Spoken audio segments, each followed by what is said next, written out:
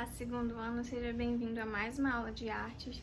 E na aula de hoje nós vamos fazer um processo introdutório do que está por vir e que é barra pesada pra gente, porque é muito conteúdo, muito movimento, muita galera se reinventando e às vezes até só copiando as ideias dos outros e colocando umas diferençazinhas, mas é muita coisa pra gente diferenciar e são coisas que geralmente sempre caem no Enem, então são coisas que a gente precisa estar atento aos acontecimentos, aos detalhes. Portanto, hoje é só um vídeo introdutório e a partir daí nós iremos trabalhar assunto por assunto. Já adianto, como é um vídeo introdutório, todos os movimentos que serão abordados hoje serão apenas a parte superficial da matéria. Se atentem ao comando da questão, porque vocês irão executar um seminário via Zoom. Estilo o seminário que o tio Maurício passou, a gente vai organizar um.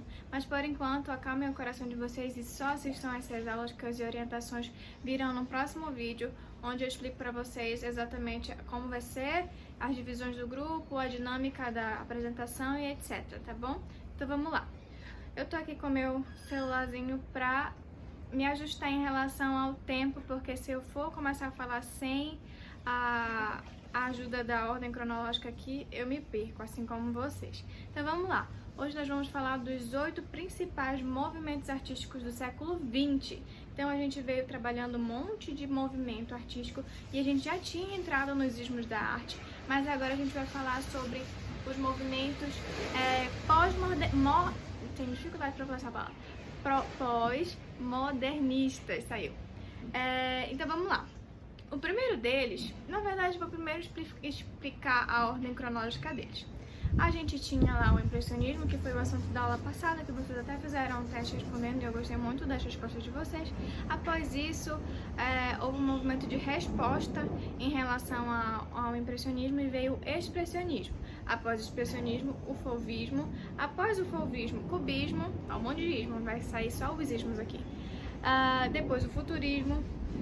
Abstracionismo, que é dividido em duas fases, mas a gente vai conversar mais lá na frente, dadaísmo, surrealismo e, por fim, que na verdade não acaba aí, mas a gente vai finalizar por essa parte por aqui, o pop art, que é o único que não tem o ismo no final. Então vamos lá conferir comigo um pouquinho de cada um, para ser um contexto mais introdutório, até para que vocês saibam como se planejar em relação à nossa atividade futura, que é o nosso seminário, beleza? Bora lá! Vamos começar falando do expressionismo. O expressionismo ele veio como um movimento para contrariar o impressionismo que a gente estava falando antes. Tia, mas como isso funciona? É o seguinte, o impressionismo ele estava muito preocupado com luz e sombra e com ele estava, claro, embasado no realismo, que foi antes disso. E aí ele veio, trouxe aquelas ideias novas, que não são tão novas assim, mas a ideia dele principal era se inspirar na questão da luz e sombra, trabalhar o realismo e tal, a dualidade de cores, porque o nosso olho não enxerga exatamente as cores, as linhas divididas, e já começou aí vem o expressionismo. Tia, mas eu consigo identificar os dois, já que eles são tão parecidos, realmente eles são tão parecidos. O expressionismo ele te dá só as mesmas pinceladas do impressionismo, porém ele vem trazendo emoção, diferente do impressionismo. O impressionismo ele queria te dar impressão e o teu olho fazia todo o serviço pesado. Tu tentava identificar o que ele estava colocando ali, qual era a imagem, qual era a colorimetria. O impressionismo não, ele faz exatamente a mesma coisa, só que ele não vem tratando só de meras imagens, tipo, eu vou desenhar uma bananeira bem ali, que eu vi, desenho e tal, sem contorno, tu olha, tu fica tipo, é uma bananeira? Não saberemos.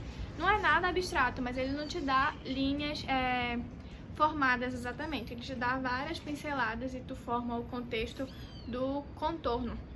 No impressionismo acontece a mesma coisa, só que as temáticas são diferentes. Vem falando sobre o homem, vem falando sobre temáticas mais emocionais, digamos assim. Então vem amor, vem paixão, vem loucura, vem muita coisa com loucura, vem desilusão amorosa, que o pessoal nesse período estava muito desiludido amorosamente, até porque eles tinham rompido totalmente lá com o romantismo que idealizava tudo e todos. A gente para por aqui, porque senão a conversa vai ficar um pouco mais pesada e um pouco mais louca. Então a gente vai agora pro próximo movimento, porque como eu disse, esse vídeo é um vídeo de contextualização e não um vídeo de matéria especificamente dita. Vamos pro fauvismo, um dos meus movimentos favoritos. Primeiro, porque os caras são revoltados.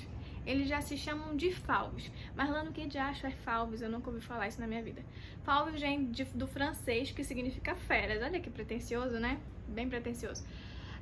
Mas como isso funciona? Primeiro, eles querem se desligar, sempre tem um se desligando do outro. Então eles querem se desligar dos ismos, no caso dos dois primeiros, o impressionismo e o expressionismo. E eles não querem mais misturar as cores, porque eles querem ser os purões da arte. Então as cores não podem ser misturadas. Eles trabalham diretamente com cores primárias, então não tem a mistura. Tipo, eu quero misturar vermelho com amarelo pra dar o laranja. Não, não pode. Usa só o vermelho, o verde e o azul, que vai dar certo. Então eles se aproximavam das cores.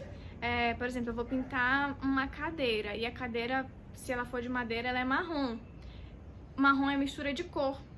Se tu já fizeste lá no prezinho mistura de cor, se tu misturar todas as cores, embora a ciência te diga que se tu misturar todas as cores dá branco, não, fica marrom, que fica uma gororoba meio...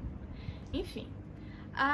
Então eles não poderiam misturar. Então qual é a cor que mais se assemelha? Poderia ser o preto? Poderia ser o preto, mas o preto também é a ausência de cores, se tu misturar também vai dar preto. Então não dá pra misturar. O que eles faziam? Eles pegavam a cor mais semelhante. Eles então ficavam entre o azul e o vermelho, então vamos usar o vermelho, que o vermelho é cor pura. Passava lá a cadeira de vermelho. A cor da pele, se a pessoa é amarela, tipo, ela é, digamos, parda, eles não iam pintar essa pessoa de parda, tipo, fazer uma mistura entre o branco e o marrom e tal, deixar mais rosadinho. Não, eles iriam pintar de amarelo ou de uma outra cor pura, para que eles pudessem identificar, porque ali era a pureza das cores. E por que eles se chamavam de ferozes? Curiosidade, eles achavam que eles estavam sendo o máximo nessa ideia deles que eles estavam colocando agora para o mundo, e pela agressividade das cores eles resolveram colocar-se com esse nome, né, Falves, as feras. Então era por uma questão mais feroz das cores. As cores não eram amaciadas, elas eram do jeito que elas deveriam ser, puras. Agora a gente vai pro próximo, porque eu já dei muito spoiler aí do que a gente vai aprender. Futurismo. Não, eu errei. Cubismo. Foi mal, é porque é muito ismo na minha cabeça, gente. Cubismo. Cubismo é muito fácil. Formas geométricas. Não tem muito o que falar sobre ele. Formas geométricas. Mas lá não dá pra diferenciar ou confundir ele com abstrato? Talvez. Mas a gente vai conversar um pouquinho mais sobre isso pra vocês conseguirem distinguir. E a gente vai dar algumas dicas que podem te ajudar em relação a essa divisão do que é cubismo, do que é futurismo, do que é os outros ismos.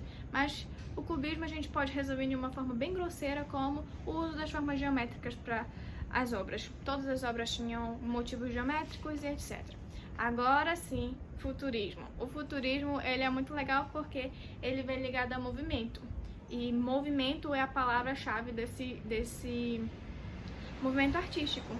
Por que movimento? O futurismo ele vem pregar que as coisas estão em constante evolução e que no mundo moderno tudo é muito rápido. Então, as imagens também se assemelham ao abstrato, porque nem sempre a gente vai entender o que está ali. Porém, é marcado também por linhas, formas geométricas, só que ele te dá a movimentação. Tu já viu aqueles negócios que, quando tu vai desenhar, já brincou com aquele negócio que tu desenha num caderninho, vários desenhinhos, e quando tu abre ele vai fazendo o movimento?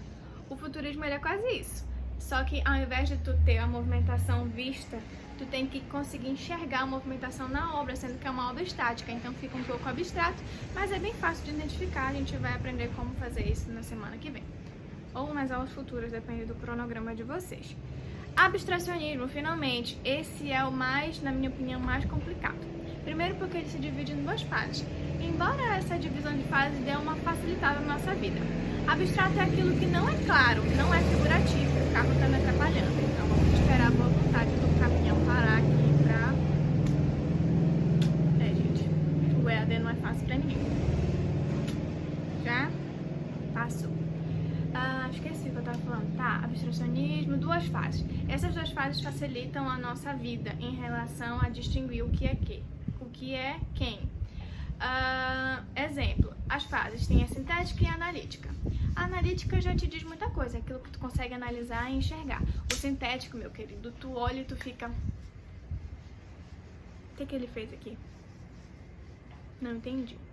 A não ser que ele te explique no nome da obra, num contexto geral histórico, tu vai ficar sem entender. A não ser que tu seja muito genial, mas geralmente a gente fica realmente sem entender. A gente vai passar para o próximo, dadaísmo. Esses caras eram loucos. É um movimento mais fora assim da casinha, da curva que tu vais encontrar dentro desses ismos. Primeiro, eles vieram para dizer que arte pode ser qualquer coisa, de qualquer coisa mesmo. Lembra do exemplo que eu sempre dou daquele cara que se sentou no piano e tocou 4 minutos e 33 segundos de silêncio? Pois é, ele era artista dadaísta. Para começar, o nome dele já é louco. Dadaísta. De onde vem isso, Lana? Tu já ouviu o teu irmão, se tu tiver um irmão mais novo, tu já ouviu o teu irmão nas primeiras palavras dele? É tipo gugu, dadá, essas coisas? Dadá pra eles é tipo do dadá, do primeiro movimento puro infantil, digamos assim. Então não tem nenhuma referência. Eles podem dizer assim que eles são anti-referências, eles criaram aquilo ali do nada. Quando a criança nasce, ela tá tentando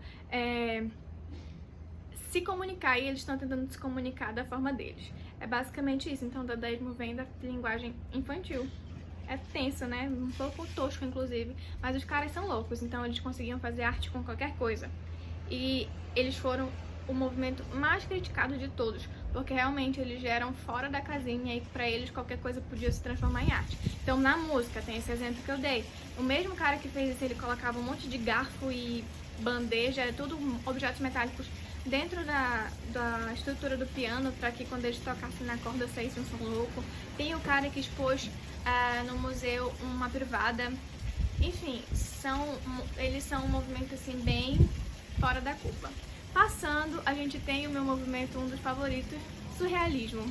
Salvador Dalí estava ali para dizer que, olha, as ideias da nossa cabeça, elas podem ser loucas, mas elas podem também ser muito reais.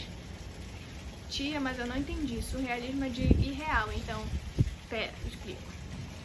Salvador Dalí, que a gente pode chamar que é o pai do movimento, bem que ele não criou e tal, não foi o primeiro, mas ele que foi o que mais se sobressaiu, digamos assim. Ele veio para dizer que a gente não é louco, que as nossas ideias, elas têm um porquê e a nossa cabeça funciona de uma maneira diferente, a gente precisa colocar isso dentro da arte. Então ele vinha para colocar tudo que era irreal. Quando tu vê, por exemplo, ele tem uma obra que é tudo derretido, super real, aqui em Belém a gente vive isso, porque se a gente não se cuidar, a gente derrete junto com as coisas que estão ao nosso redor, brincadeira. Mas é bem simples de identificar esse movimento. Tudo que é muito utópico e real, assim, fora do contexto geral do que a gente pode dizer que existe, é surrealista. Simples, né? Mas a gente vai comentar outro dia sobre isso. E por último, o último dessa fase, né, que a gente tá falando, o pop art. O pop art, pra quem teve a oportunidade de passear na Feira de Artes no ano passado, tiveram muitas referências do pop art na turma do 2º ano do ano passado, na sala deles. Então digamos que é a parte mais moderna desse período. Eles começaram a fazer as coisas relembrando as pinturas de gibi, começaram a fazer o uso de cores neon. O neon é muito presente nesse período. Então é um período de muitos traços fortes. Lembra que antes a gente estava se livrando dos contornos e dos traços? Agora no pop art a gente tem traços, a gente tem repetição, a gente tem... Quando eu falo de repetição, a gente tem motivos que se repetem. Como funciona isso? Por exemplo, tem o quadro, que é um dos quadros famosos do pop art, que é aquele potinho de sopa. E é um quadro cheio de potinho de sopa, tipo sopa, várias sopas. Então quando eu digo repetição, tem muita repetição. Tem um efeito num aplicativo chamado PixArt que faz isso. Então vocês podem até... Olha, vou colocar uma foto minha nesse efeito aí pra vocês verem do que eu tô falando quando eu falo em motivo de repetição.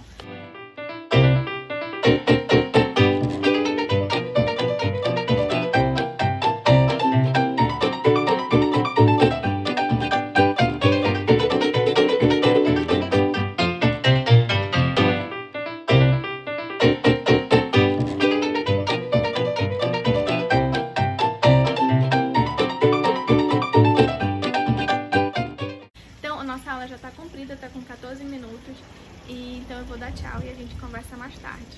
Até mais, espero que vocês tenham entendido o contexto geral e a gente agora vai trabalhar o nosso seminário, como ele vai funcionar. Bye, bye!